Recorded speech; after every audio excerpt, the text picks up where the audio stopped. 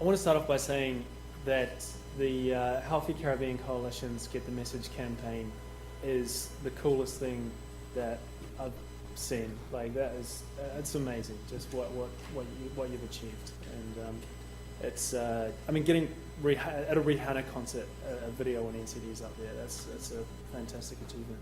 And I want to start off by saying thank you to the first of all to my colleagues in the NCD Action team. Some of them are here today. Seema Shah, Carrie Tran, who's in the audience, and my colleague Sandeep, whose leadership has made this possible. And also to the Healthy Caribbean Coalition for bringing us here today and for this incredible learning opportunity.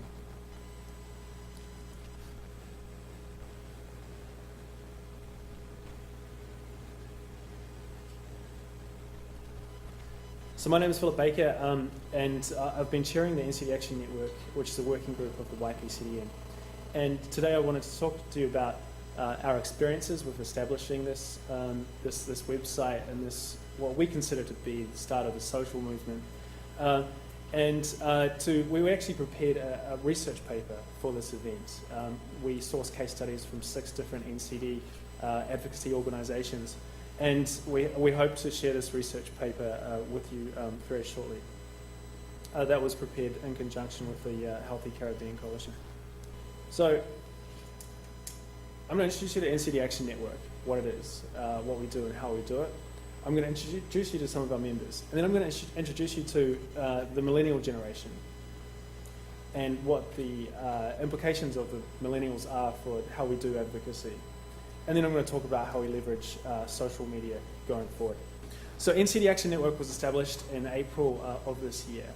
And two of our colleagues, Ben Seligman and Nika Rapkin, came up with this idea and this question: is a social movement for NCDs possible?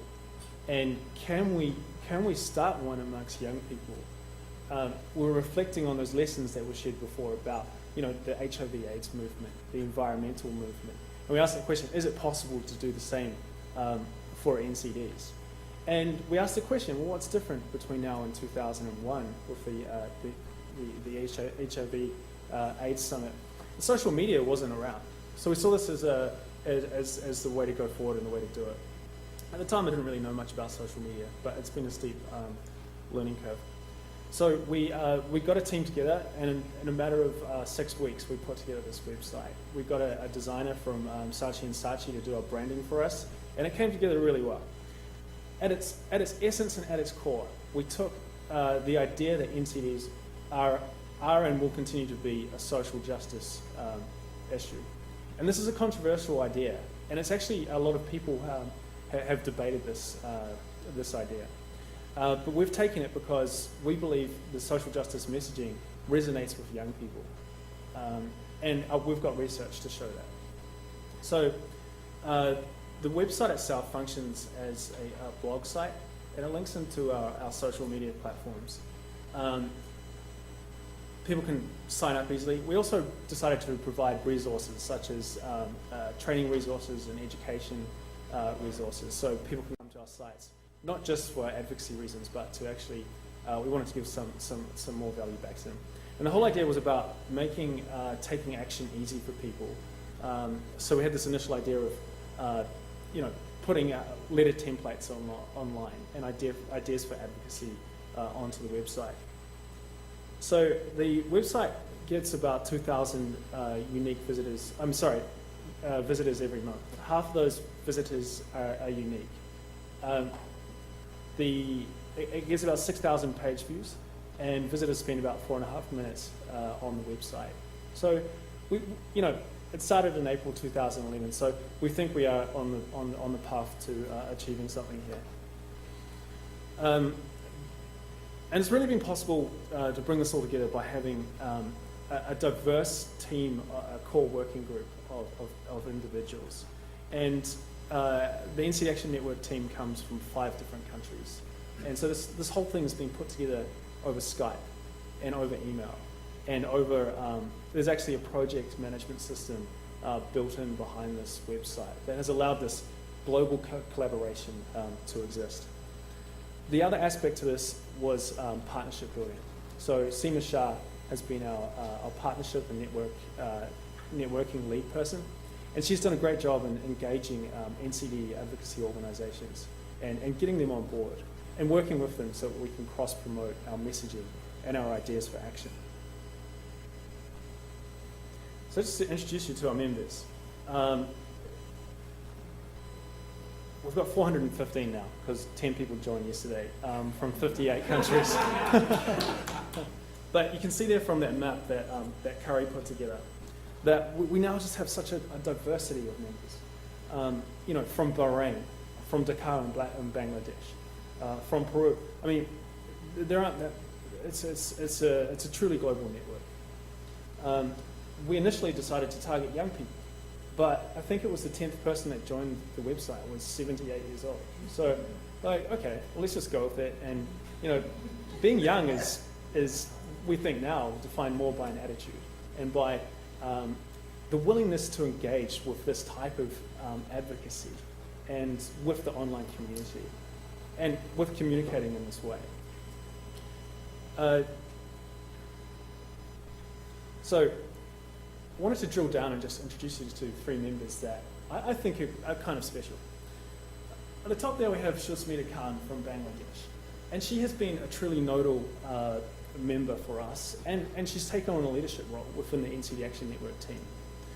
She's from Dakar in Bangladesh. She works for Eminence, which is an NCD organisation there, and she has become what we've called a storyteller.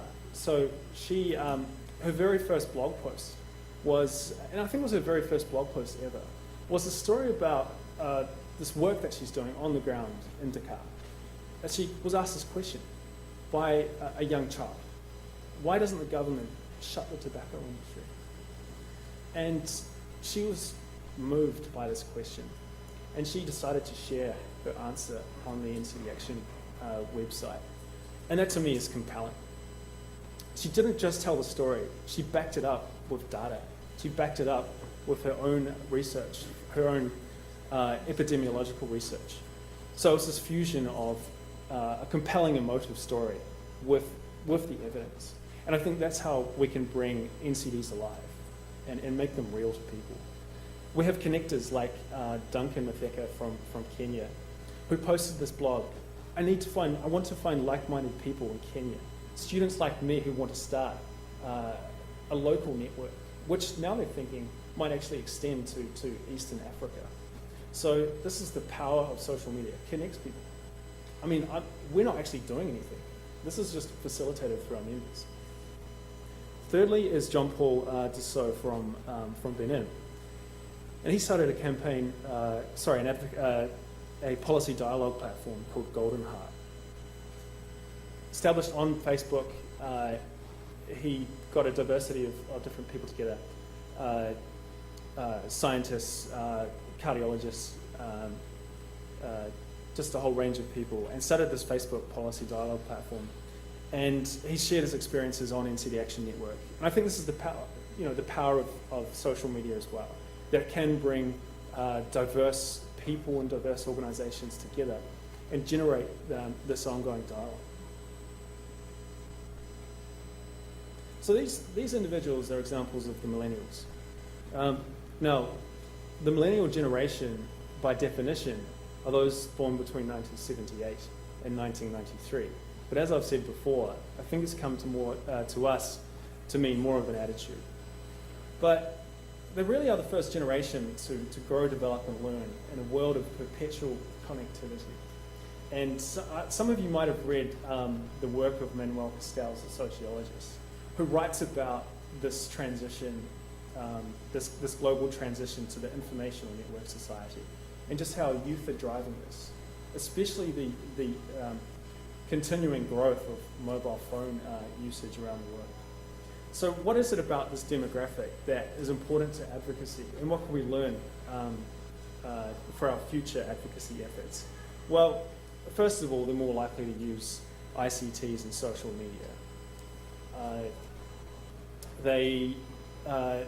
ICTs and social media make activism more convenient. So in a world where we're swamped by information and we're time pressured, we're increasingly time pressured in our jobs and in our work, using social media is easy sometimes as a click. or sending a text message. And that's truly powerful. Millennials participate through social networks, so they're not, they tend to be more ambivalent about formal politics. So, you know, if you look at voting, for example, in the United States by young people, it's been declining year after year after year. They tend to be more engaged instead with causes. So it's something that we need to think about. Lastly, social justice values resonate with young people. So those traditional values of public health, like equity and social justice, is something that resonates with young people. And we saw this in the Arab Spring uprisings, where you had young people who felt that there was an injustice. And they used social media to mobilize. I'm not saying that social media caused the Arab Spring uprisings. What I'm saying is they helped to facilitate it. So where there is injustice, social media can provide a platform for change.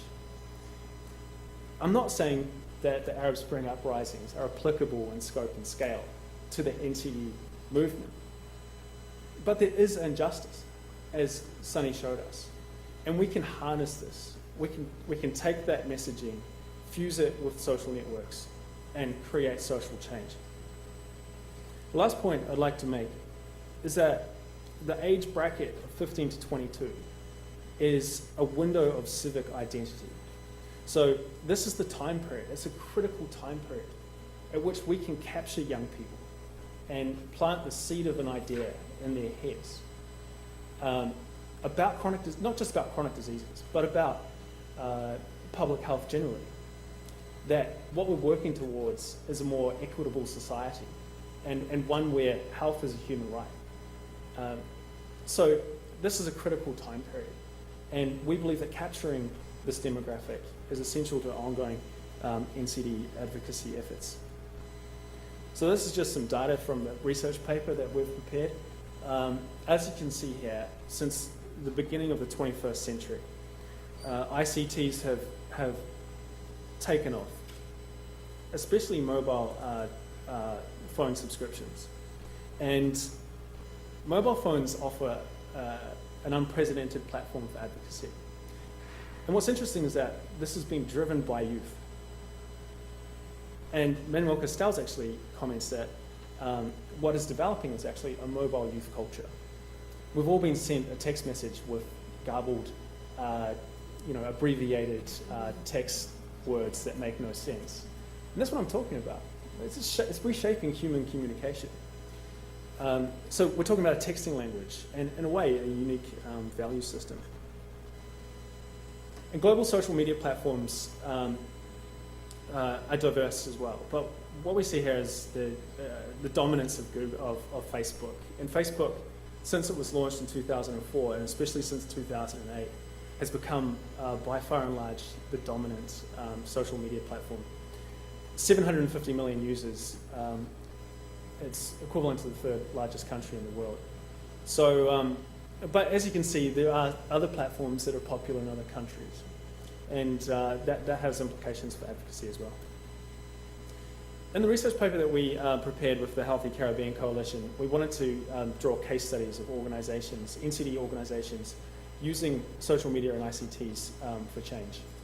And I'm just going to go through quickly some examples, but we've seen the power of the online petition, the Livestrong petition, the World Cancer Declaration with 500,000 signatures, the Partners in Health petition, the Diabetes Always for Outrage postcard campaign, and the Women Demand a Healthy Future Free of Chronic Disease petition.